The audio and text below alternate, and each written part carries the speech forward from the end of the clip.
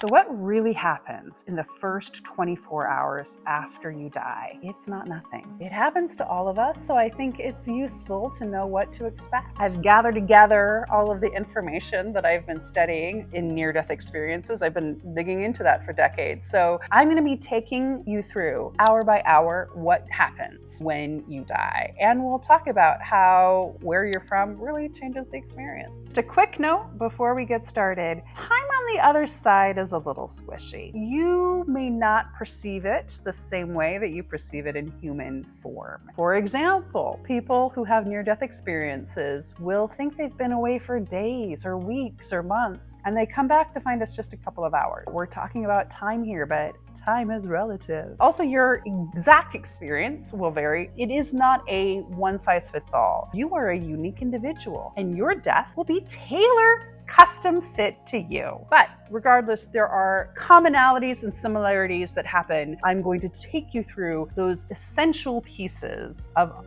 death. Okay, so the moment of death, you have died. Congratulations, you get to shuffle off this mortal coil. What happens when you die? Well, you exit your body. That can happen in a variety of different ways from what we hear from near-death experience. Sometimes people pop out of their body, people leave through the top of their head, and sometimes people simply find themselves outside of their body. You'll hear a lot, people will turn and look at their body, they'll see their body, they'll know it's their body sometimes, and it will feel like they've just taken off a set of clothes. That's something that is commonly repeated in near-death experiences.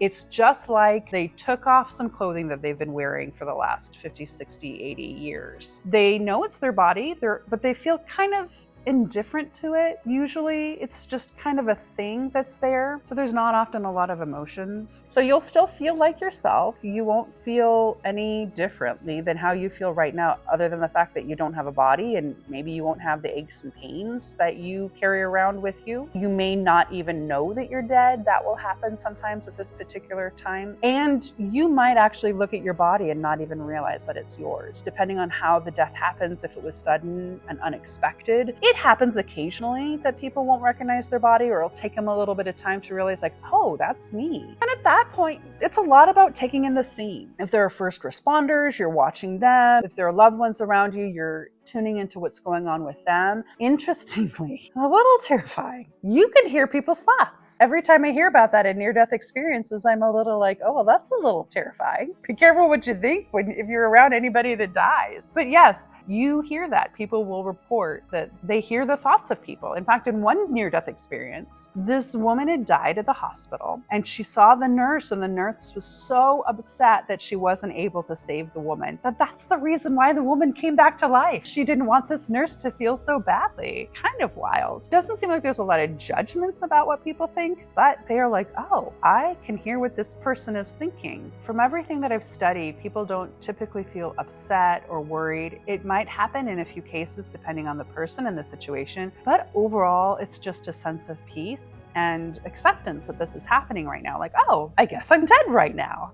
And I think the thing that I really love too is that there's no pain, particularly for people that die in ways that they've been in suffering for so long. They've been in some sort of traumatic experience. You're free from that the moment that you die. So at this point, it's going to depend on you. How curious are you about the scene? Are you going to hang around? Are you going to see what happens? If they're working on your body, maybe you're curious to see, are they going to succeed? What are they doing? What's happening there? Perhaps you've got loved ones around and you're going to want to see what happens with them. I know that when my mother passed away, that she was still around because I heard her. When they brought her body out, it didn't look good. You know, she was elderly. Her body was done. And I heard her clear as a bell in my head say, don't look at me. And I said back to her, I'm like, it's fine. You're fine. It's okay. It's okay. So let's move on to the second and the third hour. This is when we're talking about the transition. We hear about the tunnel, right? So this is that time period where you begin to let go of the physical world and move on to the other side. Now, of note, Some people don't want to let go of the physical world. Some people are scared of what is going to be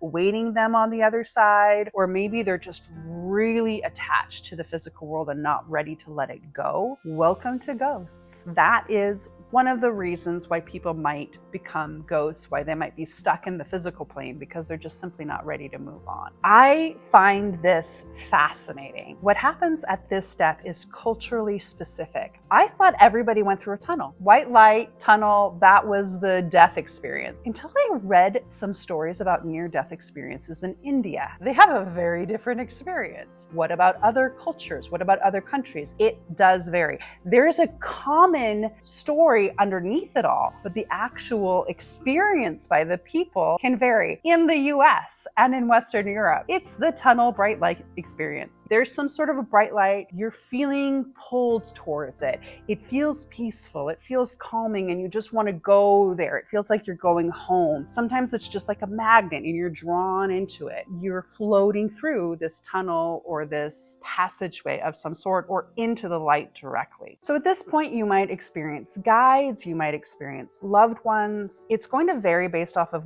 what you need, how old your soul is, how many times you've died. Maybe if this is like old hat to you, people are like, oh yeah, she's coming back. Or if you have a lot of fear around death, you might be more likely to have some beings, some family members show up to let you know it's okay, you're fine, all is good. And then you have those countries that are very Catholic oriented. Southern Europe or Mexico, South America, they're going to see more Catholic imagery. So they're going to see gates, Jesus, the saints, that sort of thing, particularly if they're Catholic or they were really brought up in that world. Again, every experience is custom to the person. So in Eastern Europe, it might also be similar to the Catholic countries because they have Eastern Orthodox religion, so they may see gates as well. However, I've also heard that it could be more like sky realms, tall radiant beings, kind of a pending area, a waiting area, if you will. In Japan, there's a river, a little foggy river. It makes me think of Greece. I guess it's probably what Greece experienced too with the river Styx. So in Japan, they also have this river that you cross through and that there are beings on the other side as well. So Nigeria was really interesting. It was more like a wild forest or a wilderness where there is some sort of a barrier or a gate. And in that instance, it was guided more by ancestral spirits or other types of spirits. But my favorite is India. When I read this, I was like, what? This is fascinating. You get carted away on a cart by messengers to a bureaucratic building where they process you. And in the cases of near-death experiences, they say, oh, they picked up the wrong person. There was a clerical error and you get sent back. They're clerical errors. In the US, this isn't your time yet. You must go back and finish your business. In India, it's somebody made a paperwork mistake. You better get back home because we got somebody else to pick up. And in Thailand as well, a little bit of that. They can go to a place that's like a monastery or palace with monks, but also people get sent back for clerical errors. So I don't know what's going on over in Asia where so many folks are dealing with clerical errors in their near-death experiences, but I guess that tells you a little bit about what life is like, and it's impressed itself on them so much. But all this to say, you can see the experience is very individuated. It's unique to you and your culture and your own life experience and the level of your soul. It's a variety of factors. But in general, what we know happens is that there is some sort of transition from one space to another space, and there are beings that help you with that transition. And it also doesn't hurt. Consistently, there is a feeling of peace, clarity, which is great. Because I think so many of us are afraid of what happens after we die, and it's really great to know that when it actually happens, we feel pretty good about it. A lot of the near-death experience people really don't want to come back to their bodies, but are told that they have to. That's how good it is on the other side, is we don't want to come back. Okay, let's get into the hours 6 through 12. Somehow you got on to the other side, and now it's time for your welcome and orientation. This isn't going to be like what HR goes through, but it is something that's going to help you acclimate to the other side. Because at this point, it's all about letting go of your earthly life. It's about disconnecting from those earthly attachments and beginning to understand what happened, what your life was all about. Get reconnected with your higher soul self. So one experience that seems to be very, very consistent, you first experience this field of flowers. I hear about these flowers over and over and over again. There's these vibrant flowers, and what people always say is that they are colors that you cannot imagine. They are colors brighter and more beautiful than we have here on Earth. So this is sort of the little welcome field, if you will, that says, hey, you're here. Welcome back home. Because that's what it feels like. It feels like you've come back home where you belong. At this point, people often will meet with guides or beings. Jesus often shows up. I hear a lot. Jesus is hanging out to welcome you home. So if you're into Jesus, you can look forward to him being a greeter when you get to the other side. But it could also be your spirit guide. It could be other religious figures based off of what your religious belief system is. Again, this is going to be about what your experience is. Jesus is not going to show up to the Buddhists that cross over, at least not that I've ever heard of. It really is about what you are bringing into the other side that then creates the experience that is best fit for you. What happens is that this experience is created for you so that it's the most gentle orientation back to the other side that's going to be comfortable to you and what your expectations and your lived experience and your belief systems are. Now, that to say, expectation. Some people have a lot of judgments on themselves. Perhaps they did something really bad, something that they haven't found a place to forgive themselves yet, and they think that they deserve to be punished. Or perhaps they just are really in resistance to the idea of there being another side. Not quite as likely. It's usually that they feel like they've done some wrong. And in those cases, sometimes their soul may go to sort of this purgatory area. I like to think of it as like a layer between earth and heaven. I guess that's the Catholics do too. It can be kind of foggy or gray or unpleasant to be at. However, it's not required.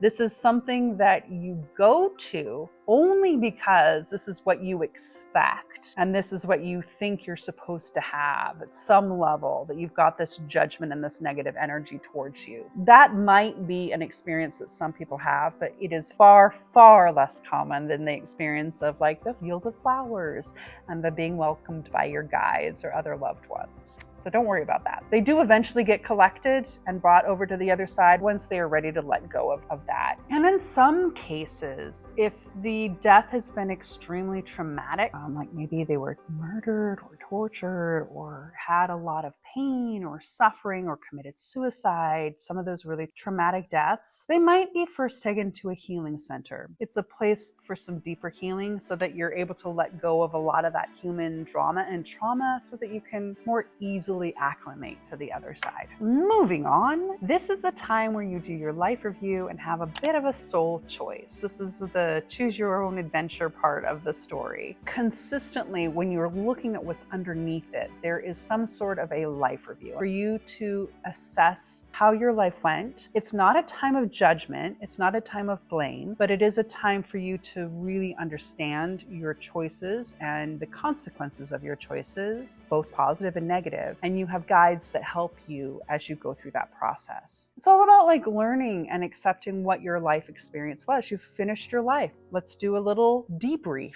on how your life went. In Western culture, it is often described as a movie, as like a 360-degree movie that you watch. You'll actually go into the perspective of other people. But let's say you did something that was cruel or unkind or mean to somebody else. Well, then you get the experience of living their experience of that moment. This is what I'm not looking forward to when I pass over, because we all do things that hurt other people. So it's hard to imagine that we are going to have to feel the pain. And it makes sense, right? That we need to experience what it is that we've caused to other people, but that's not going to be so fun. But at least on the other side of that, we'll also get to experience the love and the wonderful things that we've created and caused for other people to experience. So if we saved somebody's life, or just those moments where like you were on a bus and you smiled at somebody and maybe it wasn't any big deal to you,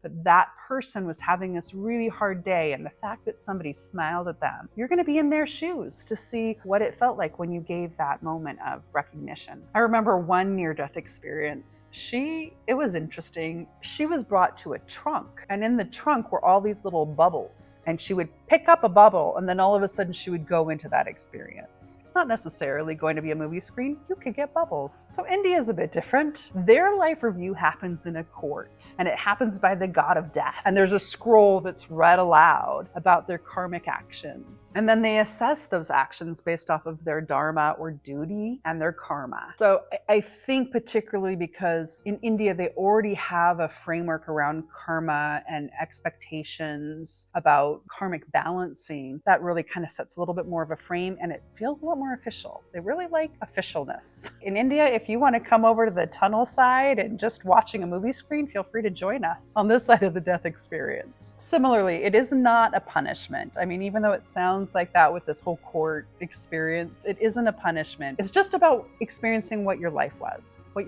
all about, and how you came out of it. So Thailand, again, is a little bit more similar to India in the sense that they also look at karmic balances and do a little bit of an assessment in that way. They will see the intentions behind their actions and not just the outcomes, which I think is also really beautiful. And they may also experience some symbolic imagery, like their heart being weighed or things of that nature. I think Aboriginal Australia was really beautiful. That one is more like a spirit journey when they get to the other side. It's really deeply connected to the land and the dreamland. So they're actually going through like a walking journey where ancestors or animal spirits or other types of guides will come to help them reflect on their life, on their lessons, what their challenges were, etc. So it's, I don't know, it just sounds this really beautiful, esoteric, but also deeply connected to land and spirit and kin of a journey that they go on the other side to review their life. So that gives you a little bit of an idea about how that stage can be different based off of your culture. It's essentially a life review. So at this point, you've wrapped up your life review. The next part